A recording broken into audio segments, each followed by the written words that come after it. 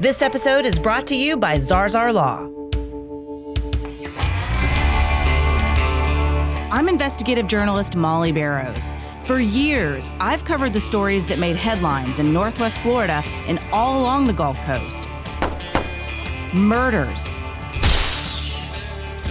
missing persons, and mysteries of all kinds. These cases are far from over for many victims because the full story has yet to surface. Join me for Gulf Coast Confidential, where I dive into the saltier side of the South and expose the lies, greed, and corruption that often weighs down the truth. It's time to turn the tide and get a shot at justice. Hey y'all, I'm Molly Barrows, and we are so happy to have you with us on Gulf Coast Confidential today. And before you do another thing, even listen to the next word that comes out of my mouth, we would love it if you would like and subscribe wherever you are listening or even watching on our YouTube channel. With me, as always, is Pam Hill. She is fantastic in so many ways, but she is also a pharmacist and a victim's advocate and just has a heart as big as all outdoors. And you need that when we talk about some of these what the feezy cases that we like to talk about here on Gulf Coast Confidential. As you know, if you listen to the show, we cover crimes and cases that bubble up right here in Northwest Florida and beyond. We have no shortage of what the feezy cases or hold my Milo's tea cases, if you will. Hold my beer is way over there. This is hold my Milo's sweet tea. It is.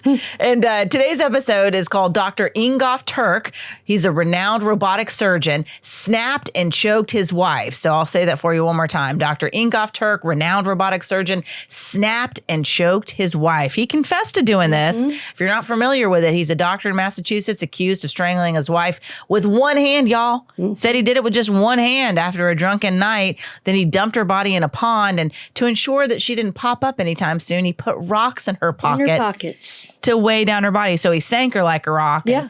But she didn't stay down like the truth likes to do. It bubbled up as well. So we're going to tell you what happened at his trial. But before we get into that, you know, we'd like to talk about other hold my Milo's tea stories that are bubbling up as well. And we've got an interesting one, a couple of interesting ones. This is a couple of Florida man stories that we've been talking about lately, and this is a fresh one. And it's one of those that you're like, what was this man thinking, you disgusting human being? Yes, our knucklehead. A fifth grade teacher out of Florida, the Bradenton area, I do believe. Jarrett Williams is his name. He wrote a love letter, y'all, to a little girl in the fifth grade. This is at Gullet Elementary School in Bradenton, Florida. 2 pages, handwritten in the kind of little sweet, curvy, bubbly way girls write, 5th grade girls. And it's just written so perfect out to her.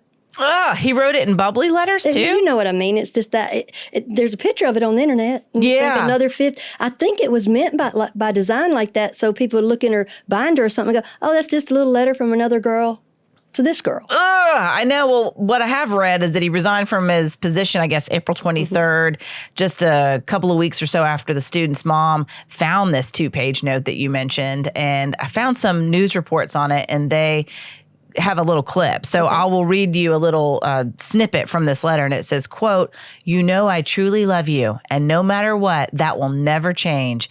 I really love being your teacher. And more importantly, I love how close we've gotten this year." And he signed the letter, quote, "Your favorite teacher only because I have to be," end quote. And he encouraged the girl to do what? Keep it a secret. That is what these predators, in my opinion, like to do. And they always rely on that confidentiality, that secret keeping to hide their nastiness and their motives. And I tell you what, I think, didn't the dad say, "Why don't you read that to me?" Yeah. Like, I mean, I was like, woo, that's my kind of man right there. He's like, read that little silly letter to me face to face. You grown son of a gun. I mean, what in the world? It is crazy. Why do people find children attractive? That's what blows my mind. Well, I'm glad that Or are attracted to children, I should say, whether it's emotionally or otherwise. Well, I'm glad our minds can't think like that. There's a lot of times I'll say that about stuff and go, how can they do that? And then I'm grateful that we don't think like that. But they do. And they get on that level and they giggle and talk about things, you know, like what a 5th grader would talk about, like, you know, smiling or cupcakes or what have you. And it's like, are you a 14 or 15-year-old? Are you 11 11-year-old boy Well, sitting there up in front of the class with all of our children in there, and you're looking at this little one. I don't know. Here we go again with my thing. Where is peer review or peer pressure or that weirdo over there? Grown women notice stuff. We notice stuff. well, and here's the deal, too, as you know, dealing with your former brother-in-law, Pam's former brother-in-law, if you've not watched, we've got a playlist that's basically all about Mommy Killer, Pam's nephew, murdered, but he was found not guilty by reason of insanity, so I should say killed.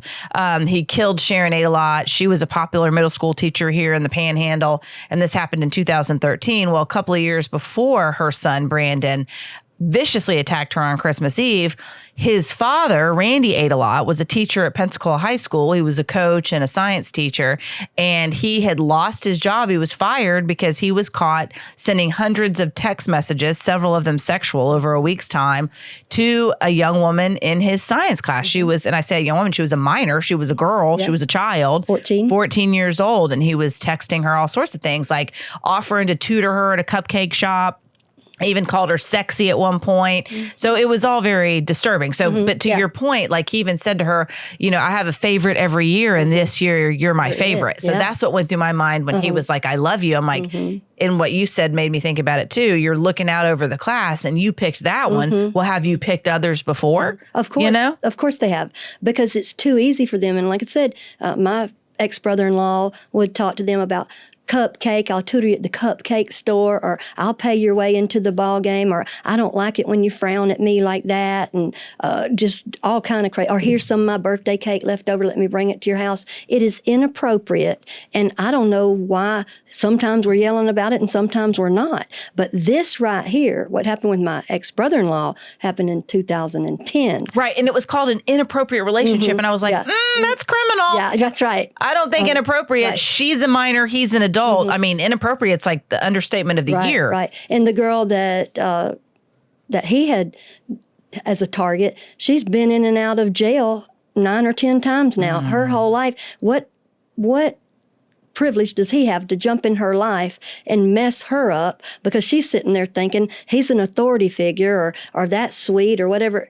Girls get a lot of their affirmation from their daddy or from the men in their family. But if you don't know this weirdo's saying all that stuff to your 5th grader, that's why I think that dad got like that. We're 15 years after what my ex-brother-in-law did. Now, this is no joke. This man's going to go to jail for a long time, and he'll never be able to teach again. He'll never be able to be around children again, which is how it should be. It's not like he said, oh, I like your T-shirt. It says Go Tigers. That's different. But even then, you have to be careful. These are little girls. Absolutely. Well, and to be so comfortable as to put it in writing, that to me tells me that he had really been doing it for a long time. That's like F all y'all. I'll do what I want to and watch this. And not even worried about you the hold my consequences. beer. Right.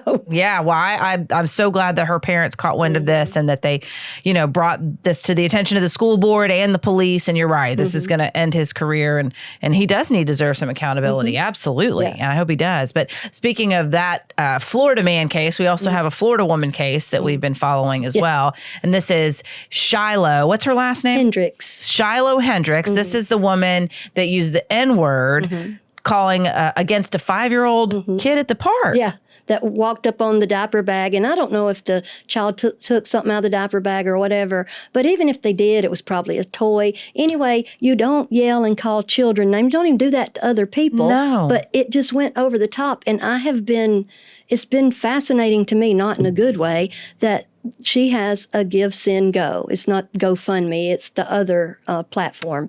And she's trying to raise $1 million, and she's almost there. But then they had to cut the comments out. They had to block comments. So the only place people had to put any kind of information up there was where your name is. So some of them would put up there, Hitler's friends, or I'm tired of having to be quiet, or they would just use a number. They would say 14 or 88 or 1488 or 8814 or like that. And racist jargon. Right. So I started looking those numbers up, and I was like, what does 14 mean? And the slogan for the white supremacy is 14 words long. That's a head nod to that.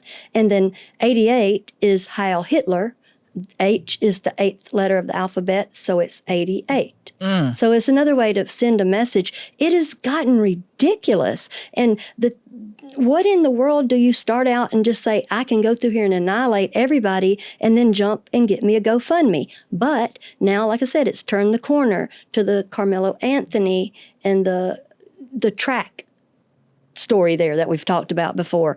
But it's just, I don't know why we want to get paid for our misbehavior. I don't understand that either, but it's like people just don't want to change. They want other people to change for them. They just think, I guess, other people are their whipping post. Yeah. But why do, look at why? Why? I mean, a child, I have a lot of patience with people, and I really have a lot of patience with children because they're learning. At 5 years old, he probably thinks that's his mother's diaper bag. I know. You know? It was unnecessary, and that just goes to show her heart. And it sounds to me like it's pretty dark. Oh yeah. Well, she's doubled down on a lot of it. Her behavior has become worse and worse and worse, and we'll talk about that a little more next time. But I'm so disappointed, just disappointed. Yeah, me too. Because I mean, like we've talked about before. Ultimately, I just believe in a fair and a just God, and I don't want to rock that boat. I make enough mistakes that I don't want to deliberately cause hurt and pain and angst to other people, because I do believe what goes around comes around, and whatever form that takes, we are held accountable, whether it's on this earth, in this life, or the next. And so go on, girl, you go on. You go on and raise that $1 million of blood money, in my opinion. Yeah, that's because we fought long and hard in this country for equality, and I know that's a dirty word anymore, and I don't understand it, but I don't see race. I don't see sexism. Not to say that I'm not guilty of plenty of other faults, ageism, you name it. I see people. Yeah. I don't care about labels. And I feel like when we start labeling people and reducing them to just single words, whether it's a political party or a racial epitaph like this N-word, whatever it may be, you know, it's just you dehumanize people and you forget that this person is also a human being with thoughts, feelings. They're just trying to make it through life too. So enough, just enough. Yeah, especially kids. Yeah. They're learning as we go. Well, and the other thing we've got on our Hold My Milo Sweet Tea is, you know, where I'm from, Birmingham, Alabama. Indeed. Yes, there's one county above us. The ham. One county above the ham called Walker County. And there's a lot of stuff going on up there. We've got issues with the sheriff and a couple of lawyers and a coroner/pastor and a deputy. And if you go on TikTok, all the TikTokers will tell you, hey, the bar right up there, type in Walker County, Alabama. So there's a lot of like crazy stuff going on, and we're researching that. And then Brookside, that's another police department right up that area. And then we've got another police chief that was arrested because he got in a fight over an ATV or UTV on his property and mixed it up with his family and came in with a busted nose. And I'm going to kind of put those together for next week. Looking forward to it. I always like those Alabama cases. What's happening with the Leos in the middle of Alabama? No kidding. All right. If people know about it, send it to me. Send it on my email. It's at the end of the show. All right. Perfect. That sounds like a plan.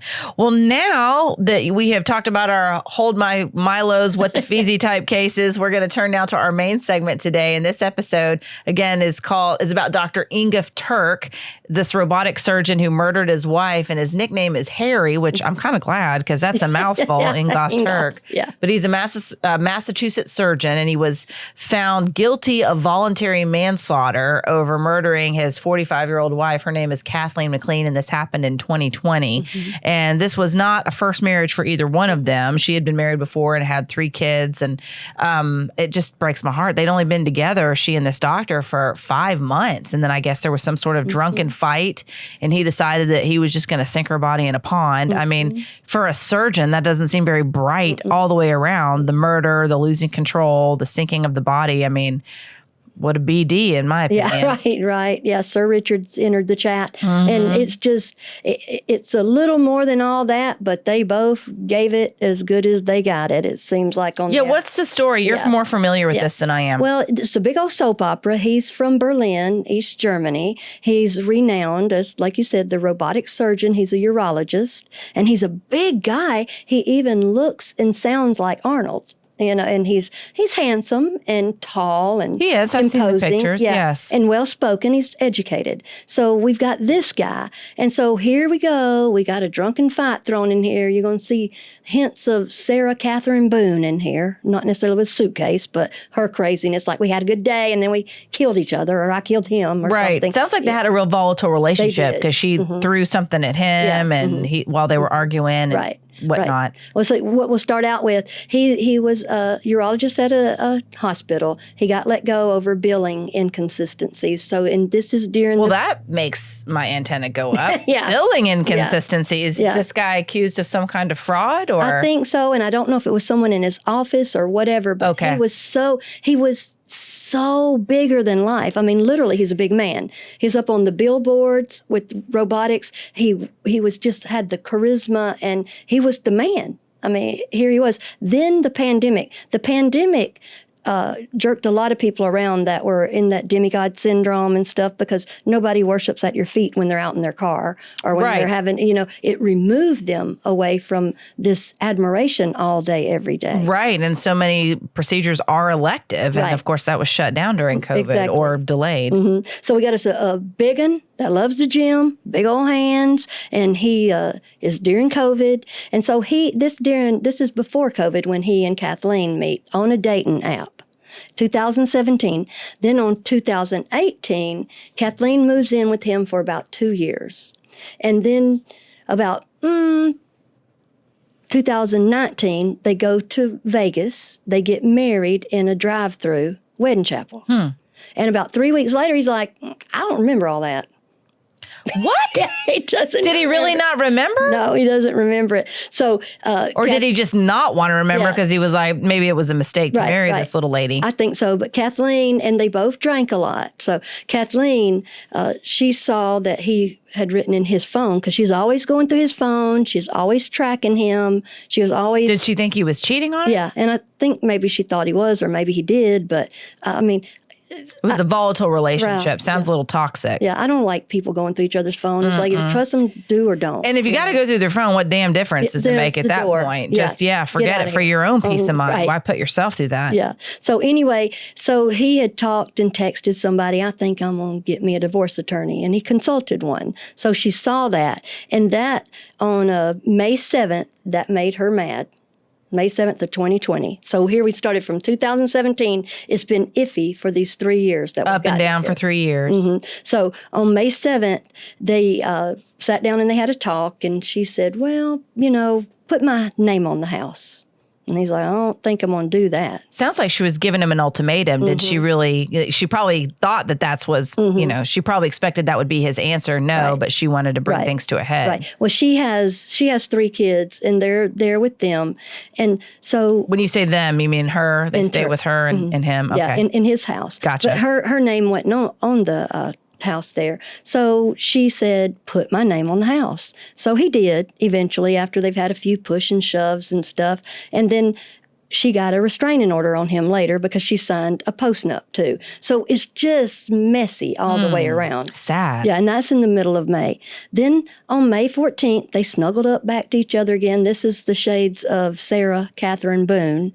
They said, we're having a good day. We're playing board games. We were working outside in the yard. It was beautiful. And we came in, we were drinking martinis, and there goes the problem. Right. When they drink, they get crazy with each other. So she hit him with the glass. And he said he was bleeding. Yeah, he was. And so then he got mad at her. Yeah, and I'd like to read this quote from one of the outlets that covered this case, and it said that he said, quote, I snapped. I kind of blacked out. This was during testimony at his trial. And he said, quote, I grabbed her on the neck, end quote. So it's interesting. I guess police said that they found him unresponsive in a Dedham hotel. What was the situation about that? Like, how did they end up finding him? Why were they looking for him? Well, what happened is she had talked to one of her friends and said, this is getting worse with him. Miss Pettigrew was her friend. And so she and Harry had done some talking back, F you this, stop, don't do that. And anyway, they were at a hotel. I don't know why they were at a hotel. But so he, like I said, he chokes her with one hand. And he passes out. He's wanting to die during all this. He's just like, I can't take it with this lady. So her friend had put out a disappearance or check on my friend, welfare check. So people knew they were at the hotel, I think a Residence Inn, and they found him there unresponsive and not her. Oh, wow. So when did they start looking for her? That was about on May the 15th. It's just a few days later. But he didn't remember the police coming in. He didn't remember going to the hospital. So he says he's had memory issues. What? Isn't that convenient? Yeah. I'd have memory issues too if I'd done choke somebody with my bare hand. One hand. Do you know how long it takes to choke somebody? Big man. Oh, gosh, that must be awful. It's just not for like her and him. 10 seconds. It's a while. Did he ever confess to the murder? Yes, he did. And even on the stand, he described the killing. And like you said, he said, I snapped. He said, I snapped. I grabbed her on the neck. She fell, we fell to the floor together. She went non-responsive, and I was like, please, Katie, wake up. So, I mean, he knows what he did. I was just sitting there and crying. I panicked. I wanted to kill myself. So I don't know what he did to be non-responsive. I decided I need to put her somewhere else. So I drove to the pond. I put her in the water. And so I come across some rocks. And so he put those rocks in her pockets to keep her submerged. He went back home to get his phone because he didn't take his phone to the hotel. Then when he got back to the hotel, he texted goodbye notes to his friends. And there's a guy named Kurt, that the in-between guy that's going back and forth with them. And he tells Kurt, he basically goes, that devil, quote unquote, she fooled us all. And so he had. So it's not his fault because she was the devil in his opinion. Devil, yeah. I don't like that. Yeah, he didn't like it either. So, and then he tried to take his own life. And so when he was on the stand, he's telling all this, and he goes, I have worked my whole life to save people's life. I'm a doctor, right? But you just took hers. But when he was up there testifying, I was looking at that going, people are buying that. He's charged with murder, but now he can have a lesser charge. But they were buying that, and he said, I was in shock after I killed Katie. It was a traumatic event for me. It's pretty damn traumatic for her, too. I know it. And he goes, I'm shameful and full of guilt. And so he basically said COVID was hard for me. He didn't get the money he needed, and he wasn't used to all that. You know what's interesting? Of course, I cover a lot of personal injury type cases, and in talking to personal injury attorneys, they say that the average person does revere and hold doctors at a different level, that they're second to God in a lot of people's minds. Because we revere them in society, we think, my goodness, they've spent so much time in school. They have the kind of knowledge that can help me, help my loved one, save us. So we have this tendency to excuse behavior or not question it at the very least when doctors do it. And speaking of that, I'd like to take this moment to thank our advertiser, personal injury attorney Joe Zarzar. If ever I needed a personal injury attorney, which hopefully that won't be anytime soon, if ever, I would certainly give Joe a call at Zarzar Law. He handles some of the tough cases. He gives a voice to the voiceless. He's handling one of the biggest, if not the biggest, medical malpractice case in the country involving Dr. Thomas Shiknowski, who was accused of removing a man's liver instead of his spleen, causing him to die. But he's represented a lot of different victims in this community, in the Pensacola community and outside of it, where people literally just didn't have anyone to fight for them. And he will fight and take on the tough cases. And if you've ever been hurt through no fault of your own, then consider Zarzar Law. But moving on back to this feeling that people get about doctors and him testifying, they probably looked at him, and I'm guessing here, just my personal opinion, but hearing him give this, I just snapped. They're like, oh gosh, golly, I can relate to being, I can relate to losing my temper. And I feel sorry for him. And he is a doctor, and he has saved a lot of lives. So it's almost like they're giving him a pass. Yeah, I don't understand that either, because also I have a hard time reconciling this together, I guess. You go to the gym, your hands have calluses on them, you're a big guy, you've big shoulders, and you're sitting up there, and you're like, yes, she hit him in the head with a glass. She shouldn't have done that. But you don't kill people over that. And then for him to say, he said, I did it myself. His thumbprint was on her throat. I mean, he did it with one hand. And then tried to cover up. He didn't immediately call 911. He didn't cry and confess. He had, quote unquote, memory problems. But apparently it wasn't so bad that he couldn't drag her body to the pond to find rocks to sink it. And then she was eventually found. She did. Her body did resurface, and she was found floating face down. And that's what I feel like. The truth always comes up. He tried to sink his dirty, murderous secret, and she popped back up and basically told people what happened to her through her physical inquiries. Right. Well, I figure a lot of that was premeditated. It's more post-meditated and trying to cover things up. You know what they say? They say the situation's bad, but the cover-up's worse. You know? Absolutely. And so, but it seemed like this just bounced another way, and it never fails to make me not laugh in a ha-ha way, but in a curious way. They're like, well, one time Harry taught her son how to drive a car. Well, one time Harry killed her.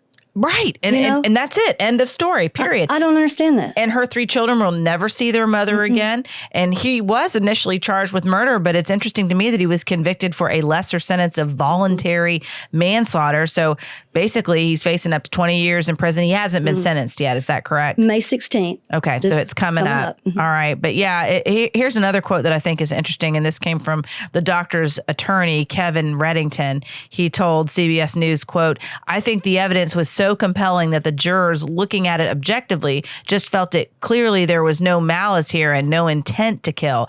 I beg to differ. I do too. I mean, this guy's huge. He's got his thumbprint on her throat. He takes the time to sink and weigh down her body. I would say there's quite a bit of intent. Certainly to cover it up. You know, maybe he didn't get up that morning and say, gosh, I hope my wife and I get in such a big fight, I kill her and ruin both of our lives, destroy hers, end hers, and ruin my career. But, you know, it seems to me that he sure had no problem covering up for himself right off the bat. Right. And I think both of them did a little bit of, dishonorable stuff like cheating and that kind of stuff, or even to the point where it was maybe extra flirting, because what she lost her mind over was that girl texting him, whether it was a girlfriend or not. But that it's just such an overreaction, to these things. And for him to say, well, I didn't mean to. Yes, you did. You're a doctor. When you put your hands on someone, like I said, I don't want to do an example here, but to choke someone, it is longer than like a gun or a knife. You are up close with them, and then you have to tote her around and think about how sick is that? You put rocks in her pockets. That's what did it for me. This person that you claim to love. And it's interesting. I feel like we see this in a lot of these cases that we cover, especially in these toxic relationships. Sometimes I think people do overreact, if you will, not so much in the murder part, but in the jealousy part and then the anger towards someone. This was a relatively new relationship, even though they'd been together 3 years. They were older. There was history. They'd had other relationships, other families before. Sometimes I feel like there are just lessons that we haven't learned in previous relationships, and maybe we're looking for something more than someone can give in the next relationship. So whether we realize it or not, it seems to me that there's this resentment that sometimes builds with people because that person isn't fulfilling the needs that they may not even realize they want met. And they're blaming them for not doing that. And so it's a shame that it got to this point. It's a shame that they couldn't have just walked away and gone their separate ways and said, this isn't working.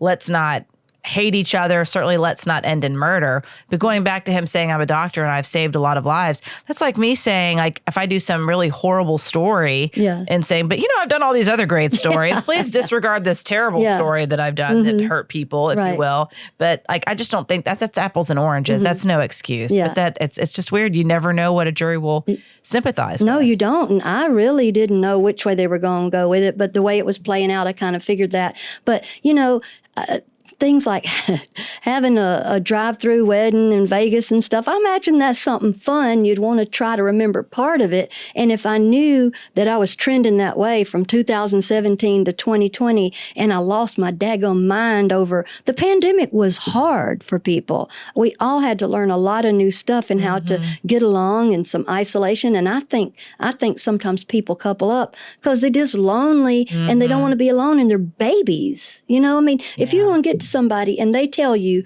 the only way I'm staying here is you put my name on half this house. Well, these are things you should talk about before you go with the Elvis impersonator in Vegas. Agreed. I know, because that's not a whole lot of love. No, that's a whole lot of murder at this point. Restraining order, put my name on the house. those kind of things. And that's love talk, I reckon. Well, my heart goes out to her family. And I thought it was interesting, too, that, at least her family was there for her and they spoke up. And her brother, Richard McLean, he told one of the news outlets there in Boston, quote, essentially, he's walking out scot-free. It's a shame. The whole thing took 5 years for us to get to this point, to walk away extremely disappointed, end quote. So they don't feel like they got justice. Yeah, I can see how. And one of the other little tidbits about this case, we talk about a hootenanny and a soap opera.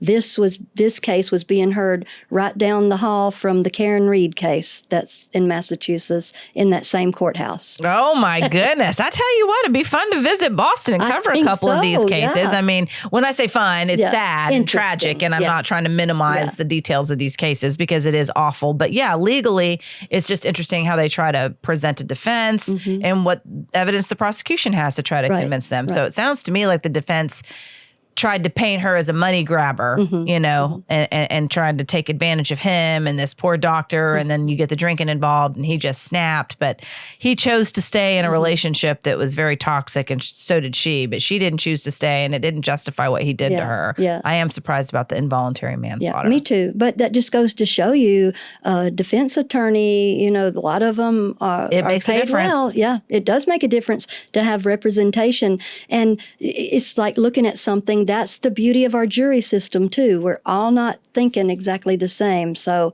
it's the best system in the world. Yeah, well, I mean, and it seemed like money, again, came down. A lot of it just came down to money. And the prosecution was trying to present the case that he did kill her, that there was intent, because he was worried that she was going to leave and try to take the house and try to take his money. And so he claimed self-defense. And I'm like, you're a huge man. You could have walked away. What do you mean self-defense? So at any rate, it is what it is. But that's the beauty of our justice system. We do get the opportunity to have our cases heard by our peers. And in this part, my heart goes out to her family. It was a soap opera, all right. Yeah, it'll never be the same for him either in that career. But we'll see what happens when he gets sentenced on the 16th of May. Few days. All right. Well, thank you so much, Pam. I appreciate you joining us for this conversation. That is it for Dr. Ingolf Tuerk. Renowned robotic surgeon snapped and choked his wife. We appreciate you joining us for this episode of Gulf Coast Confidential. I'm your host, writer, and producer, Molly Barrows, with co-host and researcher, Pam Hill. And a big thanks, as always, to our director, editor, and production engineer, James Roy. Remember, you can listen to more of our Gulf Coast Confidential conversations wherever you listen to your favorite podcast. And you can also watch on the Gulf Coast Confidential YouTube channel. Just don't forget to like and subscribe, y'all. And we'll see you next time.